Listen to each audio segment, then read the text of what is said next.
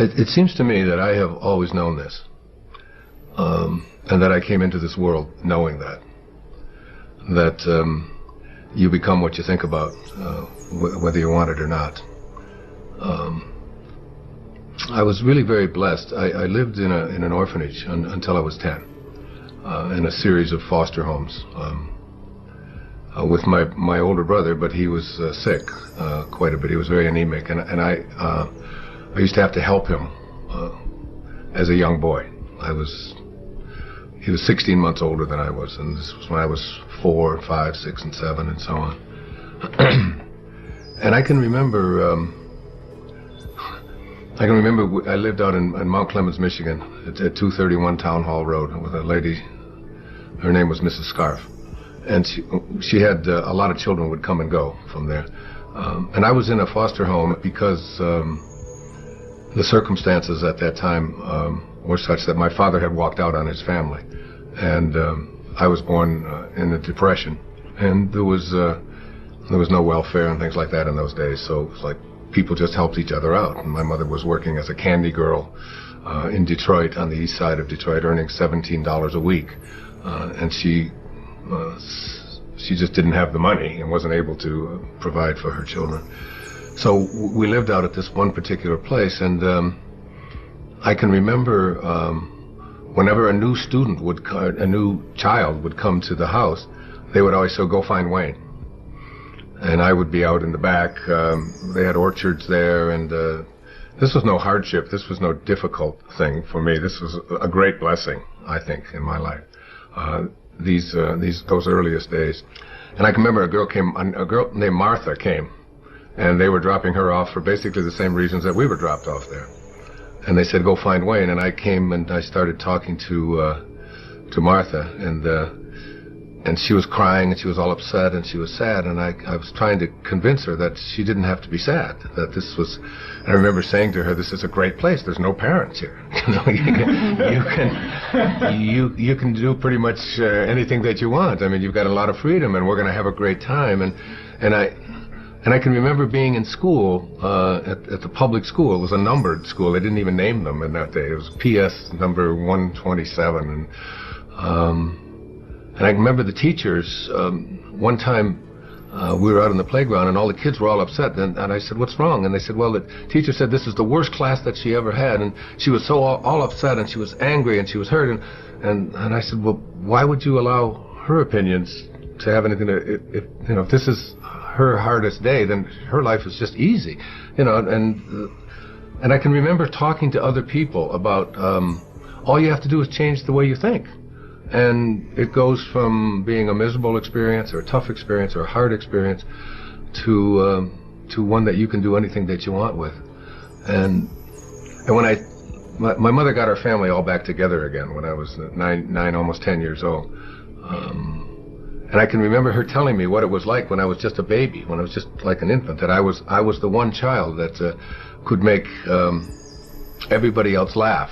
At times when everybody else would. She said we were waiting for a bus one time when we were just real babies before I went into the orphanage, and she said a car came by, and it was in Detroit, and there was all this slush, and we all went flying down. Everybody had dirt on them and dirty snow, and we were laying in the ground, and everybody was crying. And she said, "You were and upset and mad because our clothes were wet and so on." And she said, "You just stood up and said, this is great, isn't this wonderful? Look, we don't have to do this, and we don't, just turning it into something positive." It's like, so the ability to be able to do that was something. I can't remember a time in my life when I didn't know that if I really went to work on how I thought, that things just didn't have to be bad. I was the richest kid in the orphanage. I've talked about that many times in my lectures. That a snowstorm was a time we had 2 snow shovels at the home, and one of them had the edges all curled up from hitting the curbs, and you couldn't make any money with that one. So the other one, when it would snow, I would go downstairs and I would take the good snow shovel and I would put it under my bed, and I'd sleep with it right with me in the bed so that nobody else would get it. And I would get up before everybody else got up, and I would go out and I would just shovel everybody else's snow, shovel the walk. And then later on, and I'd just go knock on the door and just tell them that I shoveled their walk, and they'd say, some would say thank you, and some would give me a dime, which doesn't sound like much, but that's about $3,000 in today's money. And when I found out that soda pop bottles, for example, were worth 2 cents each, that if you took them back, you could get 2 cents back, that was just like one of the great awarenesses and awakenings of my life, because I would follow people around who were drinking a Coca-Cola and say, you almost done with that? They said, well, no, I'm not. Well, just whenever you're ready. I just follow them, and said, well, and I had we had a coal bin where we lived, because it was coal furnaces, and we filled that coal bin with soda pop bottles, and I would take it back.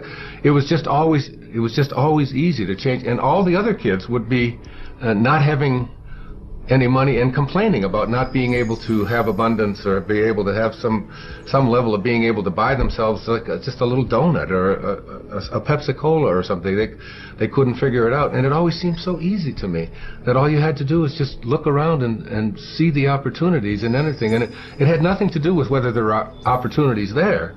There always are opportunities. You know, I'm 67 years old. I have never, ever been unemployed or even can't even deal with the concept of unemployment. It isn't that I've had no job. I've always had more jobs than and it isn't because I've been through all good economic times. There've been some pretty sour economic times over the last 50 years or so. I just have never known how to think any other way than if you change the way you think about things, you can create whatever it is you want for yourself in your life. It's just a simple knowing. I mean, I've made a living talking about it. I've written lots of books about it and so on, but I have always lived it and practiced it, and I still do today. It was Thomas Troward. I don't know. He did some lectures on mental science way back in the 1907, 1908. He was from Scotland. And one of the things that he said is that the law of flotation was not discovered by the contemplation of the sinking of things. So that, you know, like before the 15th and 16th centuries, all of the ships were made out of wood. Not because iron wasn't available and steel wasn't available, but because there was a belief that wood floated. So therefore you had to make ships out of things that floated. That's literally how and then someone came along and said that it has absolutely nothing to do with what things are made out of. It has to do with the amount of water that is being dispersed. That's what determines whether something will float or not. And I think about that all the time, because it's in the contemplation of what you desire that you create what it is that you want to have for yourself. It's in your willingness to contemplate it, and nothing more, according to Troward and mental science. So that I think about the Wright brothers, 100 or so years ago. It's like, and I said the law of flying was not discovered by the contemplation of the staying on the ground of things.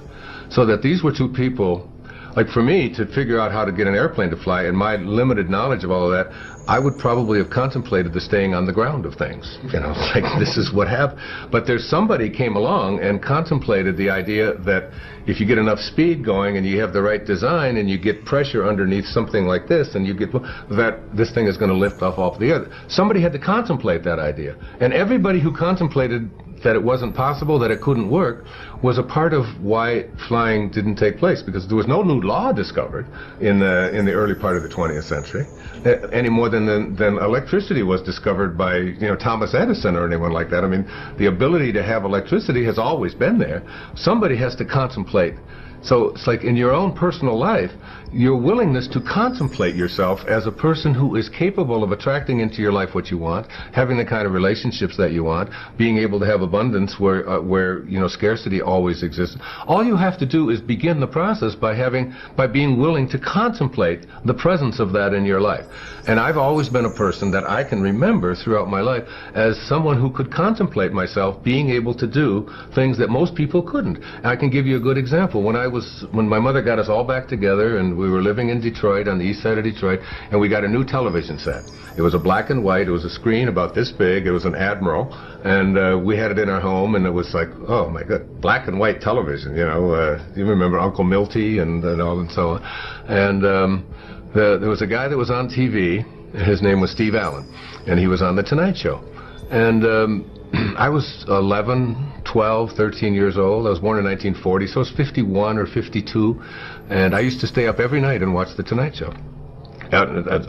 even though I had to go to school the next day, there was just something about that show, and you know, all of the characters and smock and all the things that Steve Allen would do on it.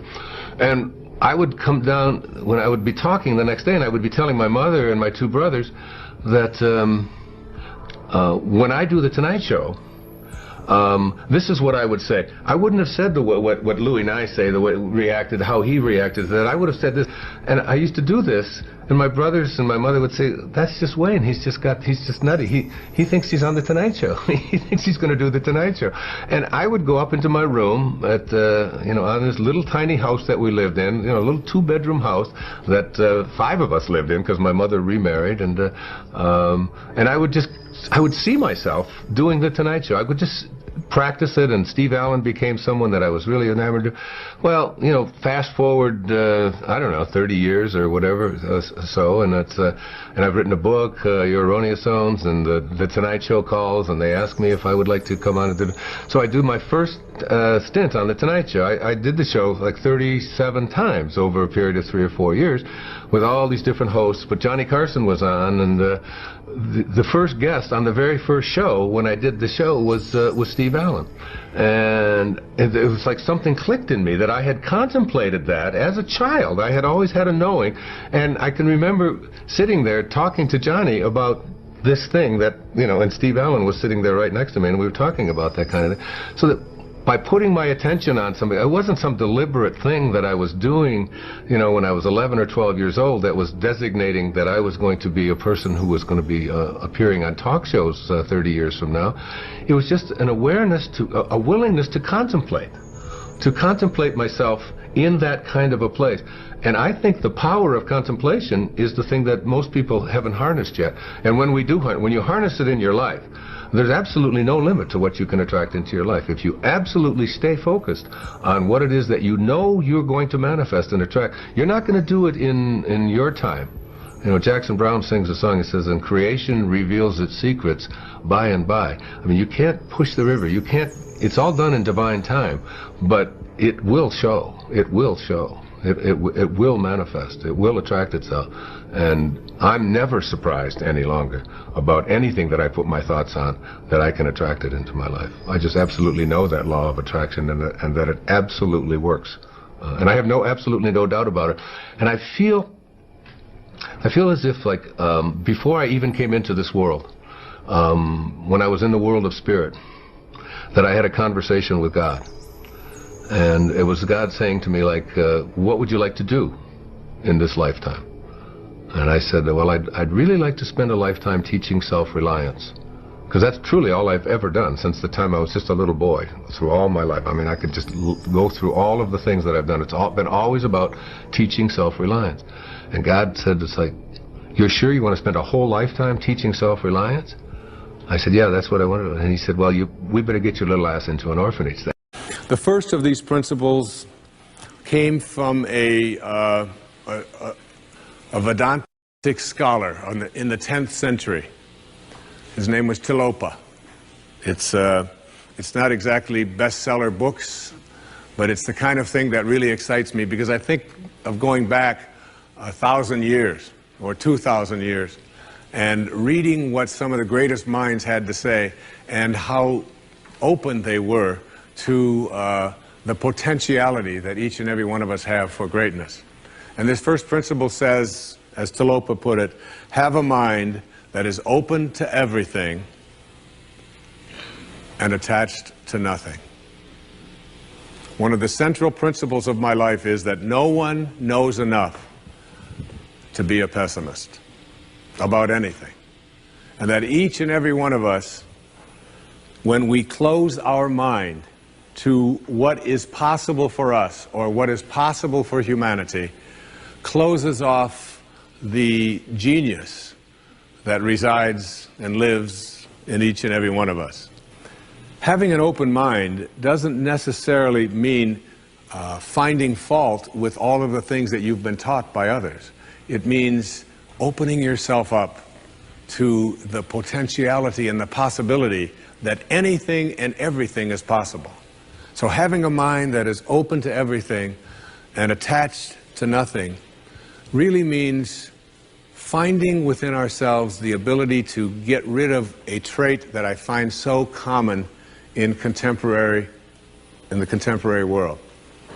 Do you know that most people that I meet spend their lives looking for occasions to be offended? They actually are out there hoping that they can find some reason to be offended. And there's no shortage of reasons. They're out there everywhere. The way this person dressed, what this person said, they turn on their TV, they hear the news, they're offended by this, someone used language that they didn't like, someone doesn't share the same customs that you, and people all day long. In fact, if you keep track tomorrow, you will find probably 100 reasons that you can go around being offended.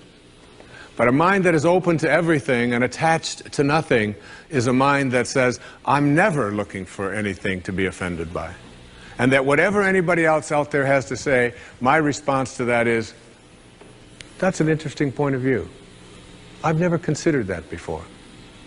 I remember being interviewed for a morning television show, and the woman that was interviewing me said, how does it feel to be talking to audiences where people have all of these strange beliefs, these weird things that they come to?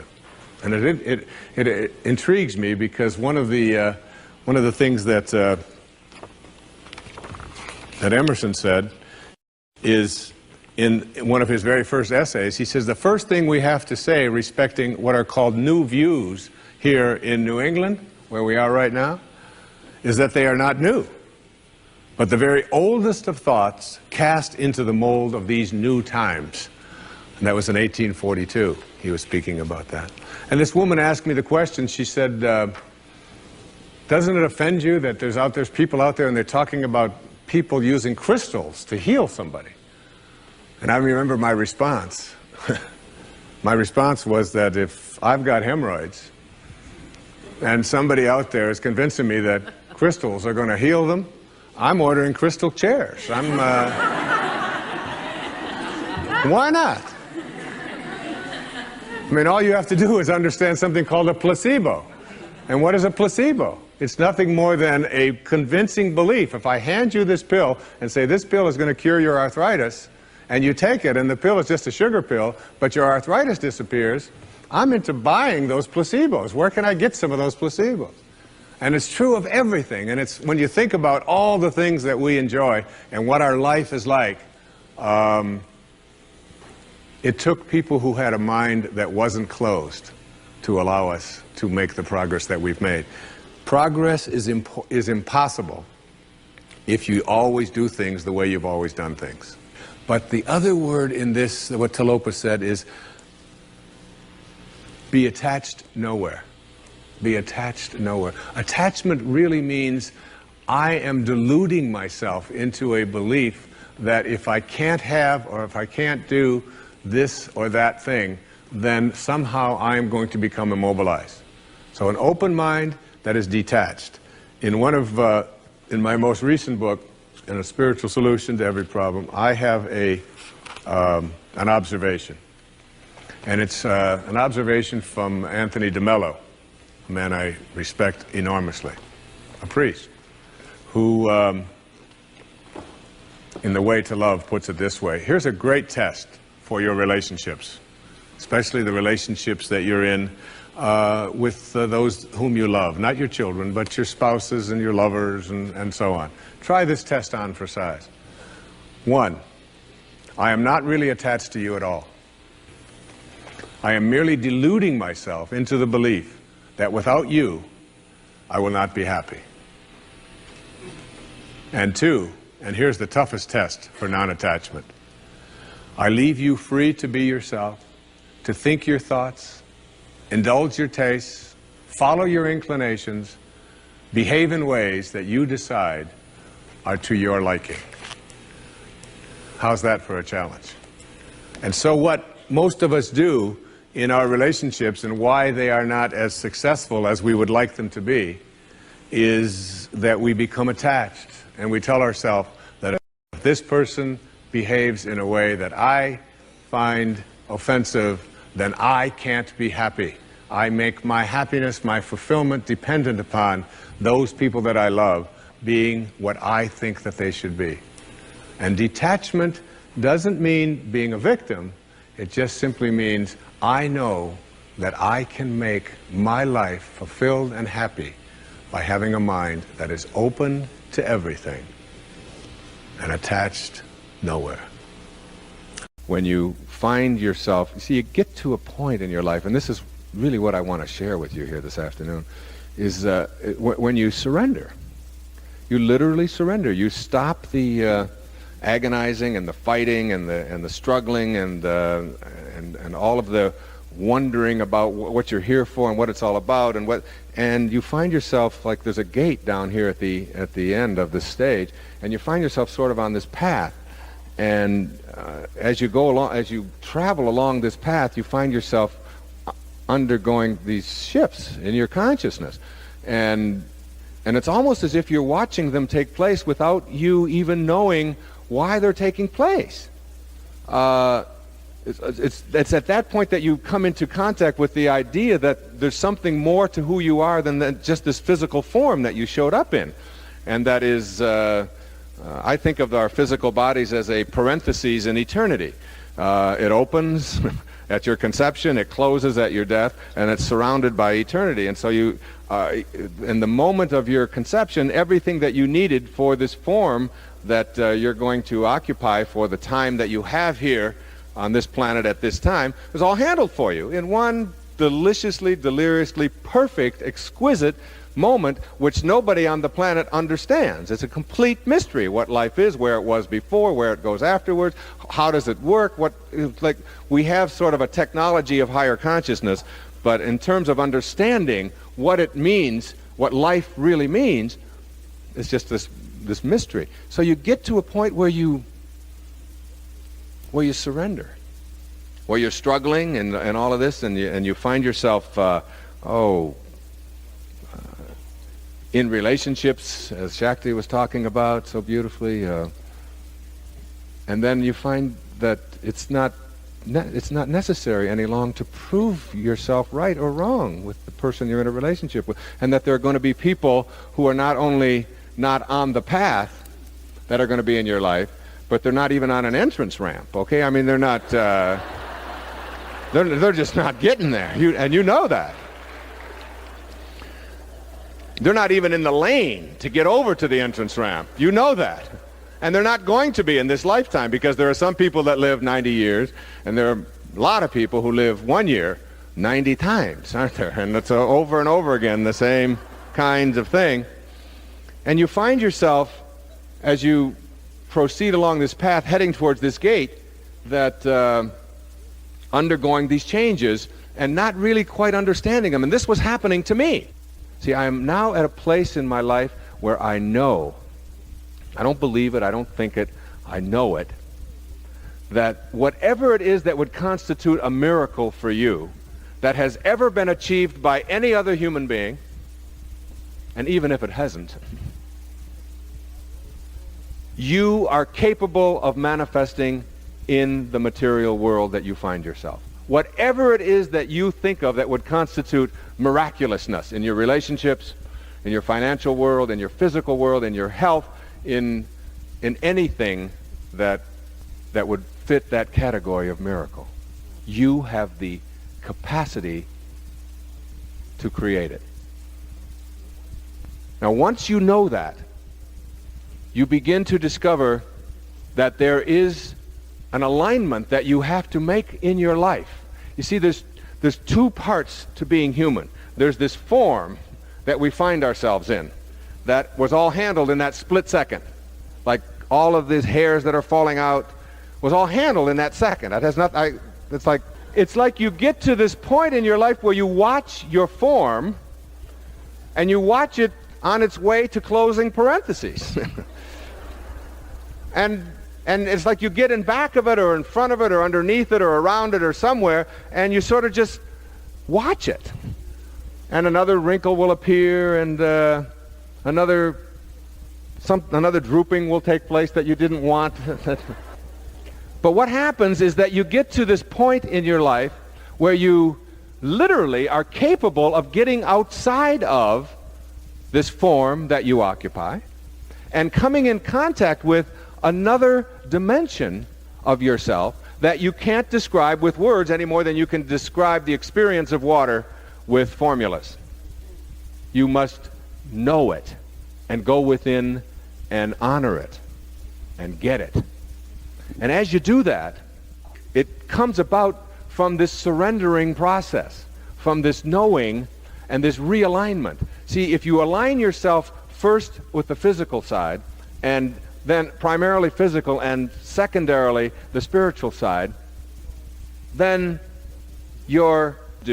allow it to go through whatever motions it has to go through, but align yourself first and foremost with this invisible part of you. Now, most people don't get this.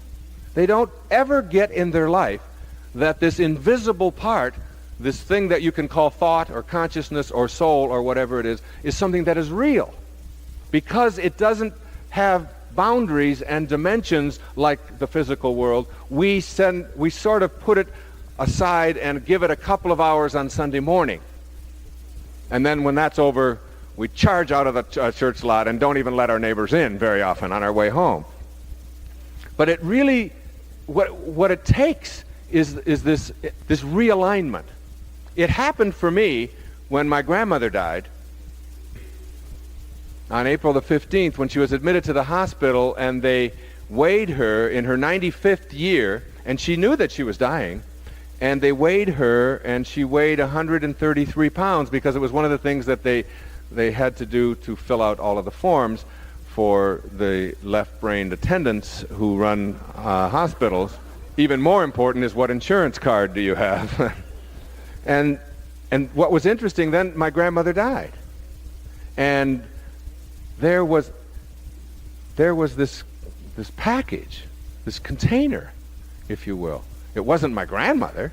It was cold and getting stiff and blue, and my grandmother was this beautiful soul who raised 5 children, who was such a lively, delightful person. And when my mother was struggling in the early days of her life, when she had 3 boys, when I was the last of those 3, my grandmother was there to help out and take one of those boys in, and had one of her boys, her own, was a prisoner of war in a Nazi concentration camp. She didn't even know if he was alive or dead for a couple of years. And she was that person who always was there to iron clothes or to feed or to find the food for whoever needed it. She was a delightful, beautiful soul. And that's who she was. And she certainly wasn't this container. And when they weighed this container for the death certificate, it weighed 133 pounds. And there was such a powerful metaphor in that. That when life passes from your body, as it will, it won't weigh any less as a result. So that whatever it is that constitutes your life is weightless. You can't get a hold of your life and apply the same rules that you apply to the physicalness that houses your body. You can't do that. You have to know that your life is invisible. It weighs nothing, and yet you can never escape it.